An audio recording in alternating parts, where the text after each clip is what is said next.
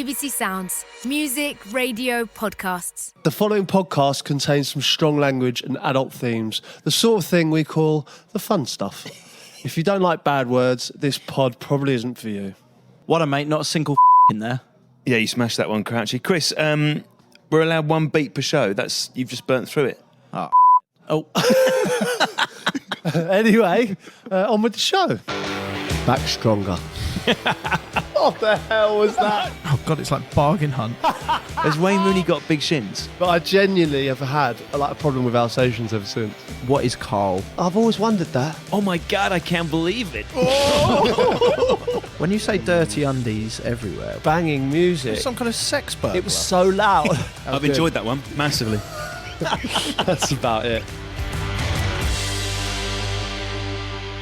Welcome to That Peter Crouch podcast. I'm Peter Crouch and I'm joined as usual by Chris Stark and Tom Fordyce. How are we, boys? Back in the pub. Do you know what, Chris?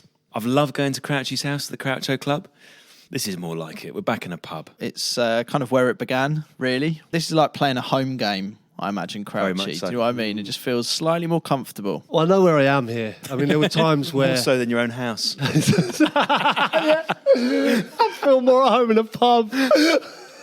Well, I do feel like it's where it started for us, isn't it? All right, well, look, I'm sure most of you listening right now know how this works, but if this is your first time listening, every episode we have here is about a different topic. So this one's going to be about referees. No one really, I would have thought, grows up wanting to be a referee. It's a very bizarre thing. I don't know anyone who wanted to be a referee, but yet we need them. We need them so much. They're almost... So much. We do. Yeah. You don't want to say they're a necessary evil, because that suggests they're evil. And Although actually, they I are think dressed in black. Referees are true, that doesn't help. The best thing a referee can do is that no one knows he's refereed that game. Exactly right. How weird is that? True, yet I still reckon there's an ego. Anyway, look, there's going to be loads that we're going to talk about in this podcast, clearly. As always, thanks to everyone who's got in touch. We've had quite a lot of big news, boys, haven't we, coming in from all over the globe for this episode. The global search for a nice Karl. Yeah, I just feel that since Karl sort of exposed himself as a bellend, I just started thinking about... Are we allowed to say bellend? Yeah, it's on. I just started thinking every sort of Karl with a K that I've encountered has been along those lines. So I'm sure there are some out there, and hopefully they've revealed themselves. Well, listen, here's one. Philip has got in touch. Morning, guys. I've just moved into a house with my girlfriend, Mia. We've had so much help from her dad, Karl, with a K. He's been amazing to me. He's welcomed me into the family. Without his help, a lot of stuff wouldn't have been possible.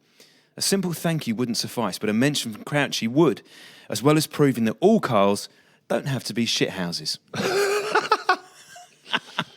No, well done. I know they're out there. I'm just glad that we're promoting them now. Well, hang on. He's helped Philip move in with his girlfriend. I reckon he's, he's cameras, all sorts in there. No. Like, yeah, that's what you want to check for. Bugs. Well, I just think be careful. There could be something else to it, and I'd like to change my opinion. But we haven't had loads of emails, have we? No. So look, we've had one. That's a Karl helping move house. A step in the right direction, I suppose you could say. This is a message from Tom. I went to primary school with a lad called Karl. I'll always remember him because he had a shaved head with a tiny rat tail at the back. That's cute. He always wanted to prove how hard his head was, so he used to spend break times running headfirst into walls. Genuinely. Cheers, Tom. I can imagine. Interesting. Terrible haircut, isn't it? Crouchy, of all the players you've played with, who is most likely to do something like that, to decide to run into a wall to show how hard his head is? Oof. Between two, Herman Haridason or Robert Huth. Who would do most damage to the wall? Huth. Herman was a nutcase, though. Was he? He used to greet people with wrestling. What? Yeah, he used to wrestle people to the ground, and on a regular basis, it was just one of his games. I remember Glenn Little one. He just wrestled him off a couch and broke his arm and put him out for the first 6 weeks of the season. Oh. Yeah, that was Herman saying hello. Do you do birthday beats when it's your birthday? It's great. I mean, I left school at 16 and went straight into an environment that was probably worse than school, in lots of ways. Recently at Stoke, it was one young lad's birthday and he had to run the gauntlet. And it's basically we all stand in a line. He has to run through, just balls at him, punch him. And, Happy birthday. Yeah. Do you get it for your birthday? I think I've gone past that. I mean, there is a tradition as well when it's your birthday that you have to bring in cakes. You know, I'm at that age now where you try and hide birthdays. I never thought I'd be that kind of guy, but It happens. yeah. Like now I was warming up at Huddersfield for Stoke. Yeah, one of the lads said to me, "God, this is a nice stadium actually, isn't it? I've not played here." I was like, "Yeah, I played here." And he was like, "My first season." He was like, "Okay." It transpired that as we were warming up, I'd played in the stadium before he was born. Oh, ouch. Yeah, that hurt. Mate. You know, as you get older, it gets harder and harder to buy presents for your partner. What's the worst present you've ever been bought? A country file calendar. Who bought you that? No, because this is hard because he buys one every year, and I love him to bits. So don't really want to expose him. Why? Have you ever shown it? Have you ever watched Crouchy File? No, Could you tell me who presents it? no, Tell me what it's about. countryside. Why are you getting the calendar? It's actually a beautiful calendar. It really is because it's just pictures of countryside and sheep and horses running wild and. Well, it's a wonderful advert. It's a but lovely. why the fuck are you getting the country file? You must have expressed an interest at some point Maybe, in possibly. John Craven or Kate Humble. Actually, his presents are very, very, like, really thoughtful. Like, he'll always do an amazing present and a country file calendar. A real curveball, that. Are you legally obliged to buy the Abby Clancy calendar? I have got one. But she hasn't done the calendar for a while. But yeah, back in the day, I had one on the wall. Have you got a calendar? No. Why don't I have a calendar? You should do a calendar with exactly the same poses. As Abby. Yeah. We'll do half-half. We'll earn millions. What would the reaction be? Oh, no, it's February. We got Pete. Just skip a month. You could get all the short ones. You get all the 30-day ones. She gets the 31 ones. No, see, I didn't grow up with calendars, really. My mate had a poster of Emma Noble. Do you remember her? She went Yes. out with John Major's son. Yeah, she did. Yeah, she did. Great knowledge. Didn't she? Absolutely right. Yeah, Yeah. we're talking about 97, 98. Yeah. She was like an did. FHM cover girl. People do they do calendars anymore? I don't know. Like, Well, they do a Country File one. well, yeah, of course, but I can't imagine like Dele Alli and Harry Kane to have a calendar, whereas gigs, you know, back in the day, they would. Well, let's see. If there's demand out there for that Peter Crouch calendar, we're all happy to strip off and make it so. We've gone away from the point here. Are which we? was- You said that so casually. I'll do anything for money. Okay, I think that'll do us. We'll go through some more messages at the end, but I think that's time that we talked about referees. I think you're right. That Peter Crouch podcast from BBC 5 Live. Crouchy, if you ever had to referee a match, would you know what you were doing? Well, I'd like to think so. Yeah, I've played in enough games to think that I'd be okay. But it's so far out of my spectrum. Like, I just do not concentrate on what a referee does. I know he's there, but I don't look for him. I don't know how he arrives at a game. I don't know what he wears to a game. I've got no real interest in a referee other than I know he's there. So it's like if I had to. It's like coaching when I did my coaching badges. I've been a player for so long that when I started doing I had a newfound respect for coaches. I was like, oh, like being on the other side of it is. I mean, I've been there, and if a session goes wrong, I'm the first one to abuse the coach. But now, having done my coaching badges, I'm like, no, it's actually a tough job.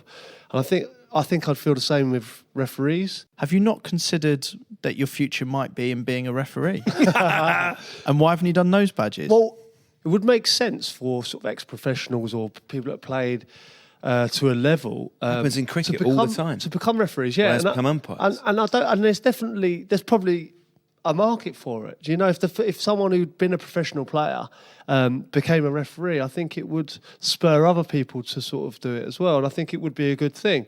As a player, you want to be involved in all the action where the ball is. That's where you want to be. Whereas a referee, if you think about it, the referee is in a game, and he's everywhere where the ball's not. Like, positioning is so important. When we started talking about it, I was thinking, actually, it's harder than you think. Yeah, but Crouchy, I'm talking about the difference right now between choosing to be a manager and choosing to be a referee. Why is it that you would rather be a manager than potentially be a referee? It's like a jewel thief. It's like a master jewel thief deciding to become a police constable. Yeah. Is that how you're viewing it? As a footballer, you spend all your time trying to evade the authorities, don't you, and get away with stuff. And then suddenly you're going to take a position which pays a hundredth of what you get paid, or a tenth of what you get paid. No, but is that true? So I'm assuming referees at the top level get paid a lot of money. So you can right? get I'm paid. sure I've they looked can into get- this. You can get paid about, if you're a top referee. So if you're on the elite match list, so you're playing the Premier League and you're doing Champions League games, you're doing Mike internationals. Dean sort You of could character, earn right? 200 and 250 grand a year, like at your peak, which is pretty good for referees. Isn't it? Very good. So do you think, you were talking about how you have a huge respect for the way that referees play the game differently to how you It's are? a totally different thing. I mean, no one I'll be honest. Does anyone grow up thinking, God, just dying to be a referee? Can you buy referees' kits? We used to play down the park, and I would be bang into my kits. We've talked about it before, 90s kits. And one day, one of our mates came down. We couldn't see him through the tennis courts, but he had a black kit on. I was thinking, wow. Wasn't many black kits about. Anyway, he got closer, and I saw the Football League sign. I saw the Ensley Football League sign, and I thought, that's a referee's kit he's got on there. So he's actually asked his mum that Christmas for a referee's kit, and he came down and played in it. Didn't referee, he played in it. I think what we're going to establish throughout this podcast is that I think referees don't have any sort of PR, but they do an amazing role. However, it's a bit like a panto villain. I get really annoyed at referees, but I love them for it. Do you think? And I would hate the game to not have referees. Is what you're suggesting that everyone who's listening to this podcast, at the point when they're at a game and their instinct is to sing, "The referee's a wanker," instead they need to sing, "The referee's doing an excellent job Yeah. under the circumstances which are testing." I don't know. Perhaps maybe we should encourage this at every ground. One stand, all in referees' kits. This is a lovely idea. And if you're a neutral supporter, change your mindset and basically support the referee. If you don't one support Kevin either team, friend. There's only one Kevin friend. But how amazing at a football match would it be if it went 3D? So you've got an away team, a home team, and a load of people who just there for the referee. Well, with like Dean on the back. Yeah, all chanting and everything. Like, Terrible idea. I do actually think referees have a very hard job because they know the game in the purest way. They know the little ins and outs of the game that even someone like yourself, Crouchy, probably doesn't even know Oh about. God, I have nothing but respect for referees. We could not play the game without them. And also, like I say, like maybe in my early years, I was probably more disrespectful, like in a way that they're just the ref. You look at even the linesmen. There's things that happen in split-second decisions that sometimes we have to go back and analyse. I saw Karl the other day with virtual reality goggles on, and he was trying to work out from the angle. I mean, these things are happening like split second, and they don't get many wrong, and of course they do get them wrong because things are happening so quick, and the way the game is now, the players, you know how quick they are. I mean, they love it when I play. They can see an offside from miles away, but you know it's difficult. Crouchy, you have played professional football for 2 decades now. I would assume that you know every single rule. Like, all of us think we're great drivers, and then we find out, you read the highway code, actually, you don't know what you're talking about. What, Crouchy, I'm going to ask you this question. In the rules of association football, indirect free kicks. I've got the list in front of me, what an indirect free kick is awarded for. So when do you get an indirect free kick, Crouchy? Obstruction, Is one of them. There's loads of them. back pass, Sort of. Yeah, back Sort pass, of, yeah. surely. Goalkeeper handling it. struggling after that. I'm trying to think what else you can do without handballing. Dissent, using offensive or insulting or abusive language, preventing the goalkeeper from releasing the ball. So the indirect free kick, like, we'd all love a penalty for our team, wouldn't you? So actually preferred a direct free kick in the box. But there's a part of you where everyone loves an indirect free kick in the box, don't they? Well, it used to happen a lot more, you know, where they... In the crossover. Where it was in the box and there's like 10 people on the line. Remember that one? We rolled it back and just pinged Smashed it. it. No one wants to Roofed get in the them way of out. that, do they? No, we don't see that enough, do we? But the same with the indirect free kick. Can you two explain to me when you get a drop ball? Yeah, a drop ball is where, so they've say it's a head injury, and you can't really work out who had the ball. It might be clearance and you got it back, and it's like... And there's been no element of fair play because no one's kicked it out. So when both teams can't decide, it was like, no, it was our ball, no, it was our ball. There's a argument about it. Then the ref just fucks it off in the middle. Peter Crouch from the penalty spot. It's into the bottom corner. That Peter Crouch podcast from BBC 5 Live. Have you seen that clip of Carragher and Gary Neville having a go at being a linesman? So these are two players who have played between them, maybe 1,200 games of Premier League football, whose job it is to analyse it. And they make them play the linesman, and it is so hard. It is unbelievably hard. And then you realise that how difficult the job is of a linesman. And yet we expect them to be perfect. No player is perfect, Crouch. You'll miss a chance or sometimes miscontrol it. But people expect perfection from refs. Oh, referees are held to a higher account. Yeah, 100%. Well, what's so difficult about being a linesman is, you've got to watch when the ball's kicked, because obviously when the ball's kicked is so crucial. You need two heads. So you've got to watch the line, but then out the corner you've got to know when the ball is played. So that's a difficult skill. So I'll give them, as much as I give them abuse if they got it wrong. Do you have that kind of personal relationship with a referee? You see, this is what we're getting into. Like for me, refs are refs. I've always called them refs since I was playing district games or Sunday league games. And even now that we sort of know their names, I still call them ref.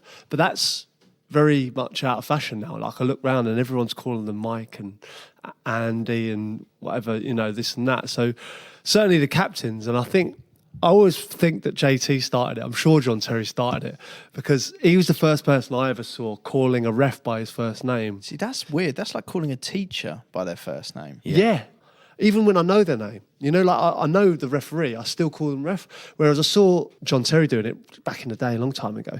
And I don't know whether he makes it more personal to get decisions. Begged him. Big time. Of course he does. To teacher's pet. Yeah, because if I say, "Oh, Chris, you all right, mate? How's things? How's the family?" and he's remembering things about him, but he's buttering up the ref so he can get decisions. It's almost threatening. John Terry said to me, "And how's your family doing?" It's like I'd worry. Do you know what I mean? If I was a real top man to you, and I did a horrendous tackle, would you think twice about sending me off? Definitely. It's a human experience. It's made it more personal. Whereas I'm reffing him off. So all right. So you've seen the game change on that front. Who, in your eyes, top 3 kiss asses? John Terry, Darren Fletcher. Yeah. Those two are out on their own, I think. When I was at Stoke, Ashley Williams signed for us, and the first thing he said was, "I hated you," to Fletch, and he was like, "Why?" And he didn't even know. Fletcher didn't even know. He was like, he was refereeing the game because Darren Fletcher used to patrol the midfield exactly where the referee was. So Ashley Williams was back at centre half, and Darren Fletcher was in the referee's ear. And whenever anything happened, Ashley Williams was always too late to get to remonstrate with the ref because Darren Fletcher had already convinced him. Had already given out. He'd already given out what he felt was the right decision. And Ashley Williams he was losing his head. You could sort of understand it, but Fletcher was totally oblivious to the fact that Ashley Williams hated him because of this. But I mean, he's very good at it, and I think back in the day, Alex Ferguson and people used to joke about Fergie time and the amount of sort of mind games, you are going to think about it in the back of your mind. And when you're making a split-second decision and someone's put in so-and-so's a diver and a penalty go, you would think twice. You'd think twice about giving the penalty. There was a point, Crouchy, where you were getting targeted. So Graham Poll at the 2006 World Cup, here's a quote from him. So he was the English referee at that World Cup. He said, "We were shown videos of games and FIFA's head of refereeing said, 'Look at this big fella Crouch. He's a real pain and he's getting away with too much. We need to mark him out.' And the way he used his arms was pointed out. I tried to defend him being English." What a weird idea that is. So that's the FIFA head of refereeing has singled you out. How is that allowed? Because surely when a referee goes onto the pitch, it's meant to be 2 teams of 11, right? And you go and treat them as if you've never met them before. Totally How can impartial. you, as a group of referees, be having a meeting about one player? That's ludicrous, isn't it? Exactly right. And I mean, it was out there, and he was told to watch for me. I'll be honest, I did have to adapt my game. Certainly, when I was playing in the Premier League and I started playing in Europe, in the Champions League or internationally, foreign referees are so different to English referees. 100%. There's definitely a big swing on the referees there. You just don't get away with as much.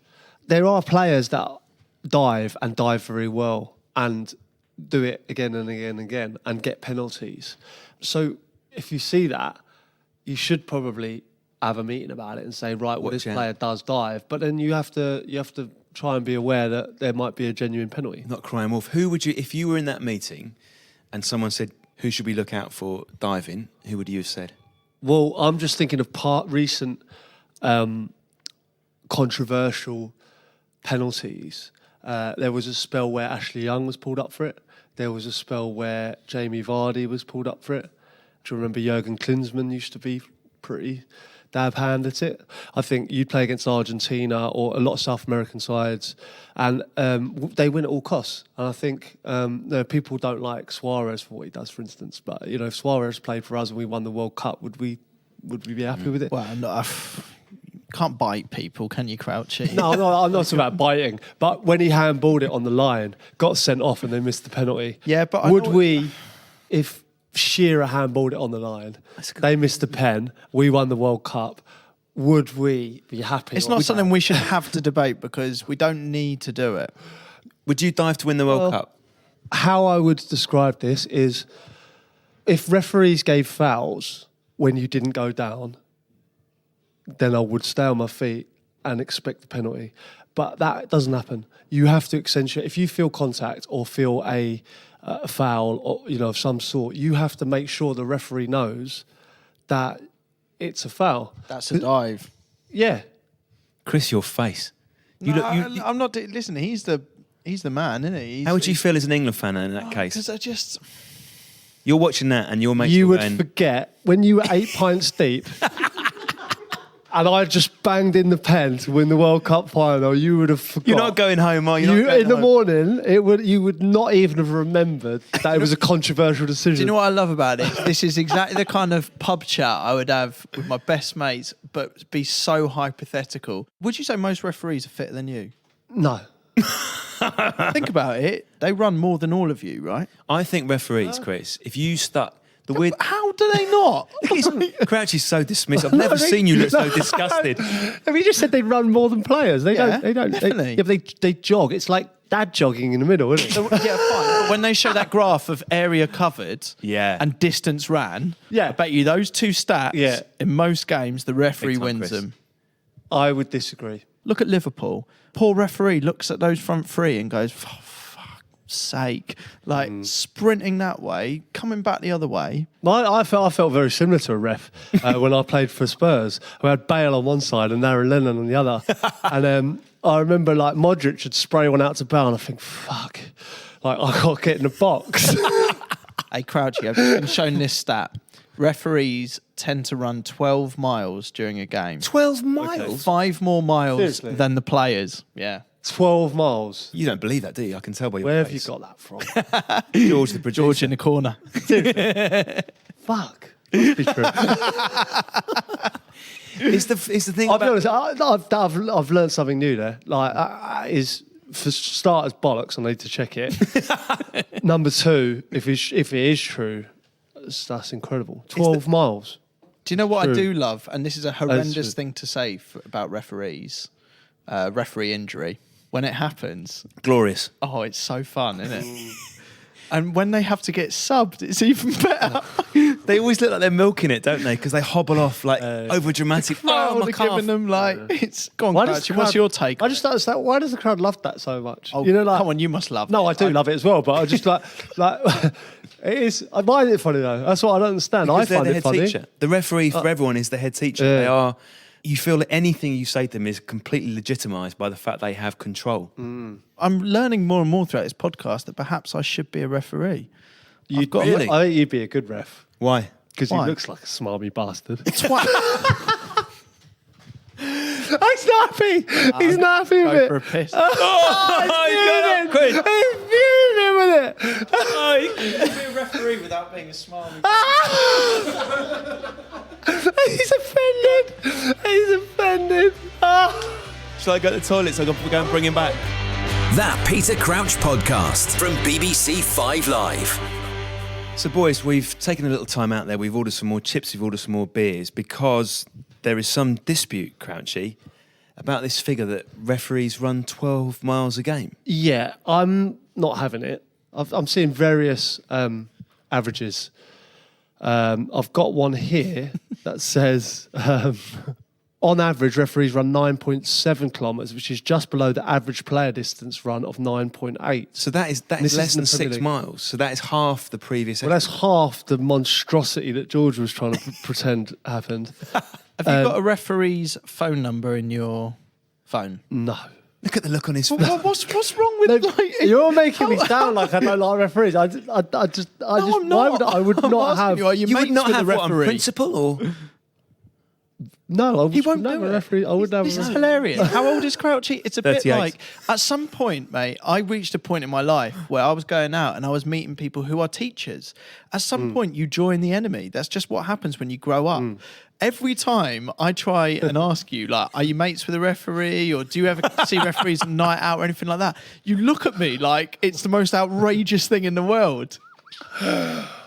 I don't know. Maybe I'm a bit old school. I don't know, man. I've got a stereo. I don't know. I just don't think I could be mates with a ref. You literally couldn't see any scenario where you could be friends with a referee. What about a referee whose career has spanned the same as yours? Yeah. You've got nothing more in common than anyone than this person who has been at the same Premier League grounds, at the same matches, who has first-hand seen your goals. You still can't be friends I with have them. tremendous respect. We get you respect referees. But that's not what Tom asked. What Tom asked was, why can't you be mates with them? You can't do it. I've never seen him like this, Chris, have you? It's really odd. Yeah. It's like the fact that we're calling a teacher by their full name instead of Miss or Sir is really perturbing him. Can't get my head around it. Quite a lot. I can't get my head around the fact that people would call a ref by his first name. Yeah. It happens. It happens on a regular basis now. We've had a message from Harry. Harry says, the summer of 2018, myself and a group of lads went away to Spain. After breakfast, we planned to have a kickabout. As we were finishing up, we realised that Mike Dean was sat opposite us. I asked whether he fancied reffing our kickabout. He politely declined. My reply was, yeah, you're not that good anyway. He doesn't want to be reffing on his holiday, does he? To be fair. Or does he? I do have to stick up for him on this occasion. Yeah, but you have a little kick around. You on play holiday. football in your back garden. I do play football a lot, but it's just a bit more of a job, isn't it, being a ref? I like the idea of Dean. He's out on a Sunday, he's walking his dog in the park. He sees a game of football and he just thinks, I'd love to ref that. I'd love to ref it. I want to get involved. I need to ref it. really want to ref Oh, this hold game. me back, hold me back. No, I'm in. And he keeps a referee's whistle and a pair of cards in all his outdoor coats. They're the dog biscuits. Yeah. He's got whistles. He's got them in there. Just in case. Do you think he referees constantly? So it doesn't matter where he is, supermarket, whatever. He's judging everything. When he's driving in the car, he's like, that's a yellow. everything's yellow or red to him. Mike Dean is a fascinating character. Yes, he is. Right? And there's amazing videos on YouTube of Mike Dean. And so you must have played several games when Mike Dean has been referee. So he looks like to me like he actually enjoys, giving penalties or red cards or yellow cards. He genuinely revels in it. Of course he does. Yeah. So I don't think that should be the case. I think it should be. I don't know. I don't think you should jump up in the air and point to the spot. But that's his game. That's him scoring a goal. Yeah, I you suppose, score a yes. goal. This Yeah. for Mike Dean is. Well, yeah, because it's something that I just had genuinely, until this discussion now, I haven't really put myself in a position of being a ref. If I was in a position of being a ref and I gave a pen, I probably would do that. I probably would jump in the air and go pen. This feels like a breakthrough for me, Chris, because finally we've got Crouchy treating referees like human beings, but also putting himself in their shoes, which we haven't had so far. No, I don't think. Well, I've never done it. I genuinely have never ever put myself in the position of being a ref. I just, I berate the decisions or I agree with the decisions. That's. Mike Dean is a famous referee, right? Which is a fascinating thing in itself. He's become a celebrity referee. There's a Twitter feed, isn't there? Is there? Celebrity refs, I think, yeah. And a lot of people know who Mike Dean is. And at what point when you turn up at a game, do you know who's refereeing? Do you discuss it in the week before? Usually, before we get changed, the lads will be all reading the programme in the dressing room. Do you find out on the programme? A couple of lads will go out for a walk and stuff. Obviously, the captain will go in. I don't know if you know this, but the teams go in to the referee. Yeah, and that's when the teams. Oh, so what's this? Break this down. Is I didn't know about that. An hour and a bit before kickoff, the two captains will go in with the referee, and the referee will give a speech to the two captains and say what he wants from the game. And how No it plays out. way! Yeah, I've yeah. never heard of this. Yeah, so it's new, probably, I don't know, however many years old. The coach and the captain go in with the referee. Referee will give a speech and about how he wants things to play out and stuff like that. The teams will go in, so then you can't change the teams. So hang on. At that point, does the captain come out to the changing room and say, "Look, right, I've just chatted to the referee," and is it bespoke every time, or does it just feel like the same old shit? Similar sort of stuff, yeah. But then he'll come in and mention to everyone who the referee is. And some people go, oh, for fuck's sake. Or it'll be like, oh, no, he's all right, actually. Or, like there'll be a little discussion on the ref. I'll stay out of it because I don't like to get involved in the He's referee. just ref. Yeah. I'm not like, that's just how I've always had Do you it. not see that as an important edge, especially as a striker, to cater the game for a certain type of referee? You could certainly gain more, couldn't you? So you spend so much time, Crouchy. You practice everything in training. You practice finishing your right foot, your left foot with your head. You work on your fitness. You do all that stretching. So would it not make sense, Chris, for a striker to then analyse the referee and think, do you know what? This is a referee who gives these sort of decisions, or this is a referee who gives these sort of decisions. Where there's margins in the game, it feels like that's an important I don't think there's a huge difference. I think you're either a good referee or a bad referee. I don't think you that black and white lean towards certain decisions. You might be more easy. You might give cards out a bit easier than others, and you might give more fouls maybe. So you could scale it down a little bit. But I don't think there's like a massive difference between each referee. A referee can come out for the second half with a different mentality. I'm almost certain that when a referee is given an easy decision in the first half, that they hear about it at half time and then other decisions don't go. It almost works the other way against a team for the second half. Well, I Do you always think that happens? 100%. I think if a referee, it's human nature. Referees are humans, they're not robots. So if a penalty decision has been given in the first half, they score from it. One team scores from it. At half-time, of course, they'll look at it and go, was that decision right? And when they know it's not right, are they going to lean towards evening it up in the second half? subconsciously. For me, yeah. Oh, they must do. You see it's it human happen. nature. You've made a mistake. You want to make amends for that mistake. Do either of you two know what happens with the referee at half time? They've got their own dressing. They have they've the got their worst own dressing changing room. right? The referee's room is usually the smallest dressing room, Crouch, isn't it? So it's generally not even big enough for the four officials. So it must be slightly awkward, like all your knees are touching. You're sitting there a bit sweaty, and all Do your they get a team talk or anything? Do we know? observer. They sometimes have an observer there, don't they? Who Well, might- no. But what I have noticed, obviously, when like coming at the end of the game, when I'm leaving after the game, referee's getting a shower. The linos usually went outside with a towel around them. Oh, so go. No, I just made that up. I was hoping that they all go. Oh yeah, no, but it makes you think, doesn't it? So do they sit there at half time, all four of them in a room, and be like, "Yeah, all going well," you know? Well, I Or just does think, someone from outside, some kind of manager. Well, you know, Mark Clattenburg, he has got tattoos, Chris. He's refereed the Champions League final. He has got a tattoo, I think, on the inside of his left arm of the Champions League trophy with the date that he refereed it. And I think he did the European... Did he do the European Championships final? And he's got that as well. That's an interesting one, isn't it? Well, I know what Would you're you do that thinking. if you're a ref? Yeah, because it's the height. It's the biggest gig of your career, right? So what does the player think about that, Crouch? I don't want to get involved in You this. hate This is what it comes down to, Chris, because fundamentally players... Do you agree with that? I believe in anyone who does their job and is passionate about it being rewarded at the highest level, right, and aiming for the highest level. Right. See you ready to laugh. No, I'm not laughing. Champions League final for you, greatest game ever. Yeah. Right? It's the height of what you can do as a professional footballer. Yeah. So why shouldn't it be the same for a referee? Um, And all he's done is he's so proud of it that he's put it on his wrist. Okay, that's fair. That's a fair comment. That's a fair comment. If I was a referee that refereed the Champions League final, would I get a tattoo? No. Why? I just don't feel that. Yeah, you were there, but it's like saying, I suppose it's similar to being a fan who was there, and your team has won the Champions League. Getting a tattoo. If Sheffield Wednesday won the Champions it's a funny League, one because it's would you get a tattoo of? On my face. Yeah, but it's not Don't the you same will? as being a fan because I reckon loads of fans do get tattoos when their team wins. course they do. But I know what you're saying. Isn't it weird to have that much pride and the Champions League mean the same when you don't want either team to win? It's like Yeah. their end result is not a win. Yeah. Their end result is a great performance in the Champions League. Let me be totally honest with you, right? I sat down here and I thought Mark Lamboff was a terrible tattoo, if I'm honest.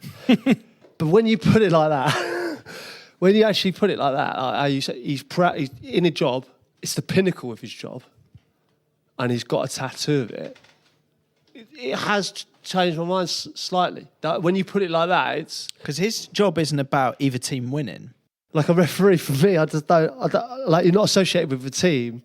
You're just refereeing the Do you game. really think to a referee that the Champions League final is the same as a But is it refereeing a Sunday League match? No, I think no. Of course not. No, he's not got through the group stages. Do you know what I mean? He didn't beat Real Madrid in the I see what you semis. mean, yeah.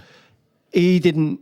He hasn't But that's not his job. worked through everything, gone through the rounds, and lifted the trophy. you know what How this is, can there Chris? be a pinnacle? Yeah, so like he's not lifting a trophy, is he? Or it's not like he's got the Champions League, the big-eared trophy on his arm. He hasn't been anywhere near it. Do you know what this is, Chris? This comes down to whether you and I would get a tattoo of that Peter Crouch podcast on our backs. Because that Peter Crouch podcast is fundamentally about Crouchy and you and me just mess about on the fringes. No, But that's we not love true. but we I love think doing we're it. But that's not part of true. the team. Because you are involved in everything we do. So if me and Chris were to get a that Peter Crouch podcast tattoo, He's which Stephen Gerrard, we're Peter Crouch. you guys, Crouch going for the spectacular. Oh, what a goal from Peter Crouch! That Peter Crouch podcast from BBC 5 Live. the assumption here, boys, seems to be that referees can't be cool. But I'm going to give you a name of a referee who was definitely cool. Pierluigi Collina. Yeah. Yeah, believe it or not, I had a T-shirt with Kalina's head on it. Well, was that Kalina merch then? Merch, yeah. That is, yeah, he did. Because he was it's funny, sponsored. you He was the only, I remember he was the only referee that was sponsored, wasn't he? He looked, Collina, to me, Chris, like not only if I was a player, not only would I not disagree with him or question any of his decisions, he was so hard-looking. He looked like he could rip off your arm and then he'd just start eating your arm in front of you. He looked like a villain, didn't he? Yeah. They're kind of famous, aren't they? And Kalina's surely the most famous of them all. But they never get to the level of Pringles or anything like that, do Well, they? get They this never right. get, like, deals in. We had a tweet from Jamie, who used to work at the FA. This is brilliant. Jamie says, on the only occasion I met him, Andre Mariner introduced himself to me as Dre. Dre. As Dre. Andre Mariner introduced himself as Dre. As Dre. Crouchy? I can't speak. I suppose it's just... I don't know. I suppose it's just a short version of his name, isn't it? It's like, But what do you call it? You can't call, if his name's Andre, isn't it? Just call yourself Andre. Yeah, but no, I'm sure his mates called him Trey. But it just so happens that it's similar to a rapper's name. That's why he's done it, isn't it? Do you think? What you're saying is this taps into what you perceive as the ego at the heart of all referees. I find it difficult to call a referee Dre. Crouchy, do you worry that we're close to a situation where referees turn up wearing Beats headphones? No, I don't know. Jeff Winter's got an autobiography. There's an amazing line in that, isn't there? There's quite a famous line where he's at Anfield and he says that he plays a little bit of additional added time just to milk it. And he says that at the end of the game, he feels the applause from the cop end was louder than usual. And he questions whether this was as a sort of mark of respect for his final game. I've played at Anfield and I know a lot of Liverpool fans. I'd just like to go on record to tell Jeff that it was not for him. in any way, shape or form. Yeah, but what he's saying is that in his experience of doing many games, there's a certain amount of crowd noise, but just that little bit extra on some games, which must be towards him. I'm going to direct everyone listening to this podcast towards Jeff Winter's personal website. Jeff Winter sells merchandise, Jeff Winter merchandise on his website. There is a picture where he is wearing one of the T-shirts you can buy. When you first look at this image, you just think it's a middle-aged man wearing an ill-fitting T-shirt. It's only having looked at it again, you realise that there is a mirror in the room behind you. Oh, I've seen it, yeah. And if you look at the mirror, I've seen it. you see that Jeff Winter is wearing the T-shirt and nothing else. No, you're joking. Jeff Winter's arse is on full display. This is incredible. Well, I have to see I'll find this for you. Jeff Winter then. So I didn't realise he was banging into the merch as well. I suppose he's doing all right with Game of Thrones at the moment, isn't he? Winter is coming and all that. Like, he must be earning his money. I don't know what's worse about this story. I've just seen the picture. You see, It's Jeff Winter wearing a T-shirt which says "Step Up and Play," and in the mirror you can see, he's just wearing the shirt and his arse is out. And I don't know what's worse here, right? He's got put his some arse pounds, hasn't out in a picture, you done a few games, or this guy? he's got merchandise. What's the step up and play thing about Tom? Is that his thing? I wish I could help you out here, Chris. I honestly don't know. But are you genuinely like, there's Jeff Winter merchandise? I think so, Yeah.